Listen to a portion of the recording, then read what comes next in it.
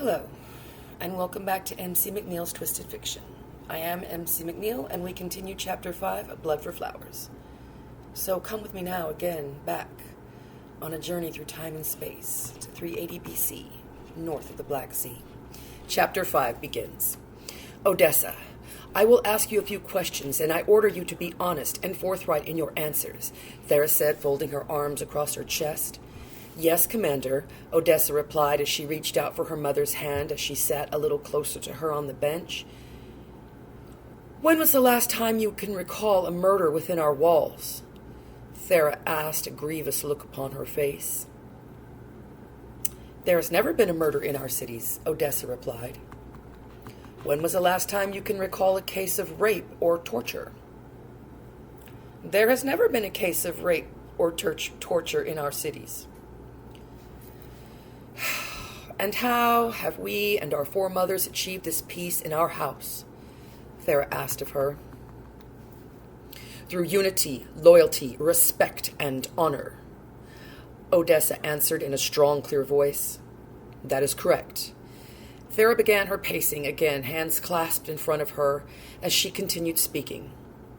Odessa, you are well aware of our laws and statutes. What is the first law we have established? Each woman has the free will, right, and freedom to leave at any time of her choosing. And the second law? Thera asked as she paced back and forth. Any woman who leaves our closed society may never return. Odessa answered correctly. May never return. Never return. And the gates shall be closed to them forever. Thera paused, lost in thought of those who had parted company with the Themyscira under her command. Now I only have 2 more questions that remain, and then I will leave you here to speak with your mother, who loves you dearly. Thera stopped her pacing and stood in front of Odessa once again before she spoke. She waited a moment as a strong scent of the jasmine's orchard's sweet blossoms permeated the air, caught on the light breeze. Odessa, do you love Amyntias? Thera awaited the dreaded answer. Odessa hung her head in shame and said, Yes.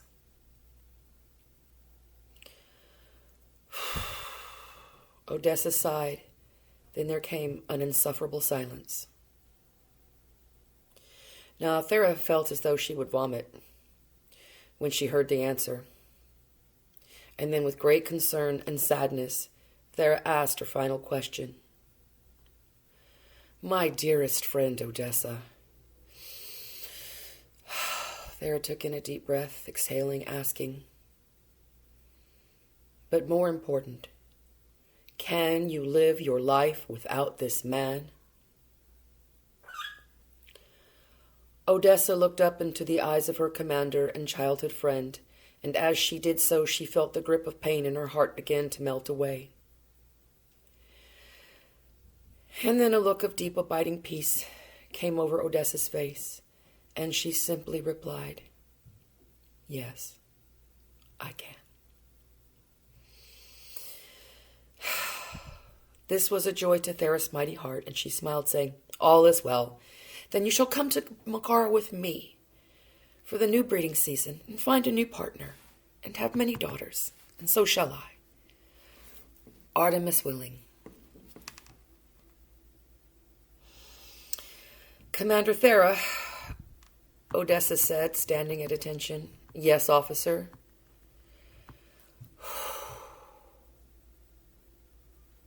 I hereby request permission to stay behind this season with the auxiliary troops.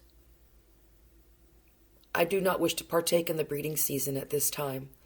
Rather, I would like to rededicate myself to my military training, to fight off the sickness of my heart with the sword of my hand.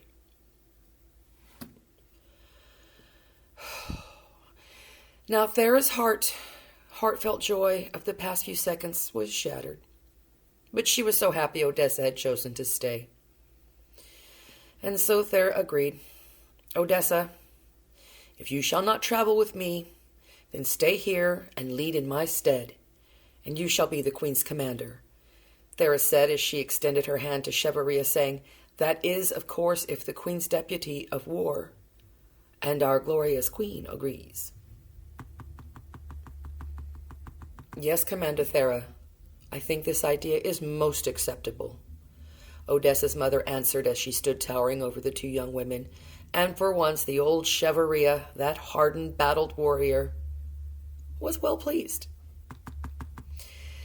Now, here Thera took leave, feeling a rush of unfocused energy, as if she had just come in from a great battle, her heart racing. Thera stood on the steps of the Temple of Artemis, gazing up at the full face of the moon, hanging in the apex of the star-filled sky. She took in a deep, cleansing breath, then went out down to the shore of the lake where the party of warriors had gathered round the three raging bonfires. As with most victorious parties, all gathered there had taken each their fill of wine. Much drunkenness abounded as Thera walked down to the beach, and she too felt the need for more wine. She called out for more amphors of sweet red wine to be opened. Thera knew there were many paths to relaxation and celebration, and red wine was one of them. "Now, my good friends, we are gathered here this evening in the presence of Artemis herself. Her brother Apollo must have told her the story of our victory this day, and she has come to see us smile and drink the wine." A cheer came up from the ladies there, and Thera spoke once more, saying, "Now we must enjoy this victory and prepare ourselves for the enjoyment to come. As soon we will be off to our chosen cities to be with those strong and brave, daring young men." A loud cheer arose. Then Thera quieted them as she said, "Now, where are the virgins?" She gazed at the ladies who all sat in the sand by the fire, drinking the wine. "Stand, all you virgins who are coming us for the first breeding season you shall encounter." Thera commanded, and they all, 22, a far few number than recent seasons. "Now you will hear many stories from your fellow soldiers about men and their ways of romance, sex, and love." Thera smiled, then took on a serious look, as serious as the grave. And she said the following: "Now, I will be the one brave enough to tell you that there is only one flaw in men." Thera paused to let her words melt over the buds of their minds, and then she said simply, "They all want to rule the world. But the world is not enough for them. No, for they also wish to rule your heart and mind." Thera paused again for dramatic effect.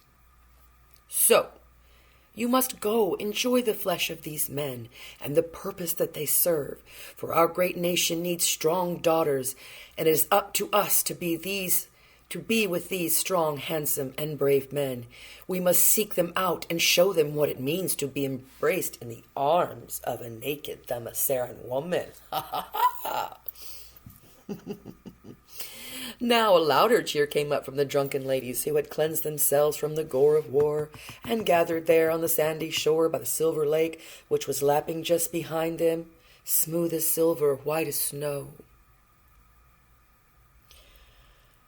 As Thera smiled and drank up as much wine as she could take, sitting there beside the lake, all her officers enjoyed this time together, telling stories of naked romps with men, singing old battle songs, and telling stories of war. Thera was reluctant to go this season, but go she must, so she prepared her heart for the men of Megara. But little did our Thera know that the queen had other plans for her this season. Soon Thera would be sent instead to a different, far-off land, a land she had barely heard of. For tonight Thera did not know this, so she drank to her heart's content, stripping off her white linen gown and going for a moonlight swim. Out in the water, Thera felt so relaxed, not a trouble or worrisome thought in the world could come to her mind here, not here in the cold blue water underneath the light of the moon. The wet embrace of the water helped to ease her heart and mind.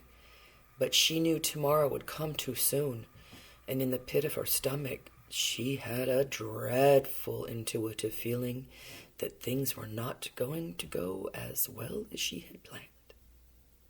End of chapter 5. All right, once again, thank you so much. Please join me next time for M.C. McNeel's Twisted Fiction. This time we're going on with Blood for Flowers, chapter 6. Oh, I'm so excited. But also, after this story is over, fear not, my dearest viewers.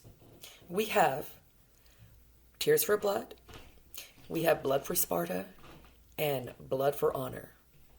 So, I hope you're looking forward to it, and I hope you're all doing well, trying to stay safe and sane, trying not to panic, washing your hands, staying away. But I wish I could give you all great big hugs, but I can't, so I'll blow you a kiss. Right then, take care of yourself. Cheers.